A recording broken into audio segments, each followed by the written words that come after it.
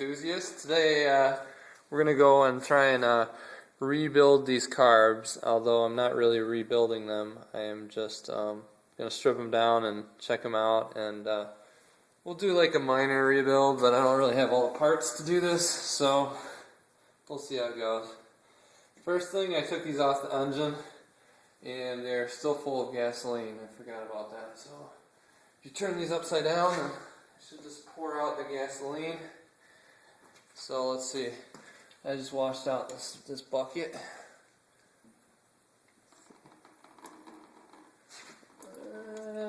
There's some fuel left in there. This other one.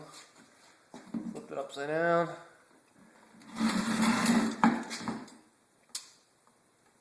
What I didn't know is that I thought these were interchangeable, but I think they are if you remove different parts on the sides of them. But I know with certain parts on them, they're not interchangeable on either side, or at least it seemed like that way. So when I went to put the linkage on, I'm like, oh, that's why the chokes didn't line up, and that's why the bar won't go across them either. So if you look here, there is this guy, which would go to the vacuum advance. We're going to switch that to the other carb, because this is actually supposed to be the one side of carb. So just pull this thing off. It's going to go to shooting somewhere. There we go. This is just so I know which side goes which. Next time it'll be easy. So I just put it on that guy. Okay, so we'll take the tops off of these guys. See if you can see that. Yeah, you can see it. I don't know how many screws there are. They come off pretty easy once you loosen them. So the parts I got, mainly things I want to replace on this. I've already rebuilt these a couple times. The first thing I want to do is replace the gasket on the top, because it seems like every time I take these apart, it always rips. And so this time I got like 4 of them, so I should be set if I were to take them apart again and it rips, and because really you want the gasket to go all around it, and I'll show you in a minute what that looks like. So we're just going to throw all these parts in this bowl here with some gas, and I don't know, the gas looks a little funny. I didn't really save much gas out of this. Maybe just dump it. Let's see, that doesn't look very clean either. This is well, we'll just work with it. I'm going to throw these parts in there. Maybe kind of clean it with carb cleaner in a minute. So, there's 2 long screws that hold this choke part in. Sometimes these go bad, and sometimes they leak oxygen or air in, and that can be a problem, source of problems. So, remove these guys. There we go. This garage is a mess. If you could see the rest of this garage, you'd just be like, I don't trust this guy. You know. But hey, we got so many projects going on, not enough time for it. But this project, my dune buggy, is going to be done. And the garage door is shut so that my neighbors can't see. I'm just kind of talking to myself here. Alright. Sorry, I know if I stop on my camera, it's going to create multiple files, and I don't want to take the time to go in and edit those. I'm not sure I have a program to do that. So anyhow, we are almost off with, how many bolts? 1, 2, 3, 4, 5, 6 bolts. Throw them in my parts bucket. I'm going to take this thing off. It just pulls off the top. That's just for the air cleaner.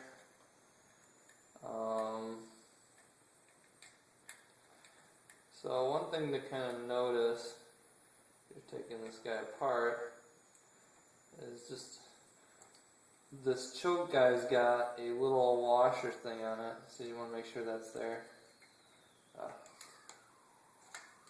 This really shouldn't take as long as I'm making it take. Alright, here we go. So this is what I'm saying. Just make sure you got one of these on the end of it. It's not in the best shape. Can you see that? Yeah. So now it pulls apart. The thing that's a little bit tricky is you want to make sure when you put this all together that this little arm is connected in. Because if you leave it unconnected, you have to basically undo all these screws and then connect it. Because as it turns, there's a little notch in there that it pulls out of. So just be aware. I've done that so many times to myself. Alright, so first thing here, our little hang up is there's this clamp that goes to the accelerator pump. Just take that off. Throw it in your parts. Now we're going to take a look inside. I'm going to take this hose. This is the hose to the choke. Sometimes this leaks, so you want to make sure it's not leaking here. Pull it apart. It smells horrible. Alright, so just turn this top part a little bit and the arm will come off. And voila. So we got a little bit more gas. Whoops. Alright. This guy already came off. It's got a bend in it. You want to make sure which bend you put. So I'm going to use this guy as a reference because I don't remember which way this goes. You can see it goes kind of like that. So hopefully I won't take this guy apart before I'm done with this one. And I'll remember how to put this on. Alright, what else? Oh, we had something fall out of here. We'll see. Let's see where this guy goes. I don't know if you can even see from up there. Yeah, it looks like you can see. There's this little piece right here.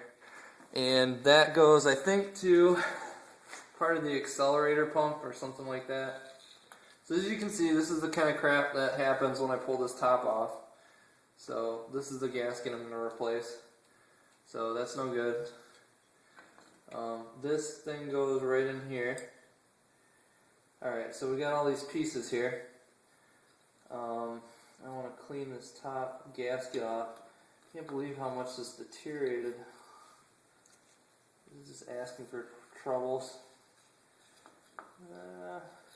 So here's the original gasket. I'm just going to rip that off here. So the way this thing works is this guy drops down and there's a little metering thing in here that lets water in, or gas in.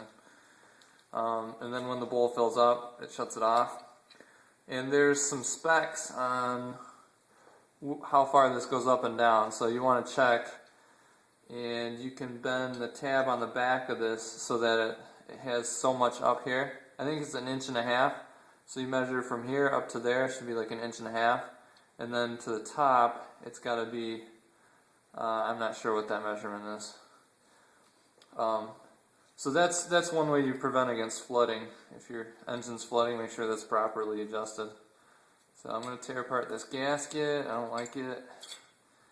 I got new ones. I don't like the fact that it tears up so easy, because some of that crap may get in here and cause me problems while I'm trying to run this. So we've got this a little bit apart. Some things to identify here on this carb. This goes to the accelerator pump. So when you hit the throttle, it pulls on a pump in this area, which squeezes gas through here. Somewhere in there. Alright, this is the, I'm not sure what it's called, a metering jet or something, but these have different sizes based on your engine. So there's a little screw way at the bottom of there. I don't know if you can see that or not. But what I'm going to do is put a 50 on here. I'm not really sure what the power glide was. The larger the number, the more rich it is. Or the larger the hole it is and how much gas it lets into your engine while it's just running. So you can see it's pretty clean. This probably won't look like yours when you pull it apart if you haven't done this in a long time. Yours will probably look a lot more gummed up, but as you can see I at least went through these a couple of times, cleaned them out.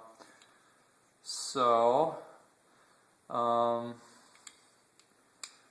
of the stuff on the outside here, this is an important adjustment right here. This is your air idle mixture, and basically you can turn this in and out to adjust how much air gets into the engine. So this actually affects, when this is all closed, this affects how much air goes through it. So people say if your engine's adjusted too much, this won't matter at all because there will be so much air going through there anyways. So if you got your idle about right, this will actually change how it idles. And so what I can do is I'll just show you, I'll pull it all the way out. And you can see it's a needle, and then it lets how much air goes through depending on how tight it is. So you adjust your air idle mixture and you can change how it runs at idle. These guys over here, if you can see those are basically, let's see if I get this right. Okay, right there. So this screw right here would adjust how much, where your idle speed is, okay? And basically you screw it in or out. And then this little guy right here is attached to your choke. And basically you want it, I think, 2 steps down from the top. Someone else may say differently.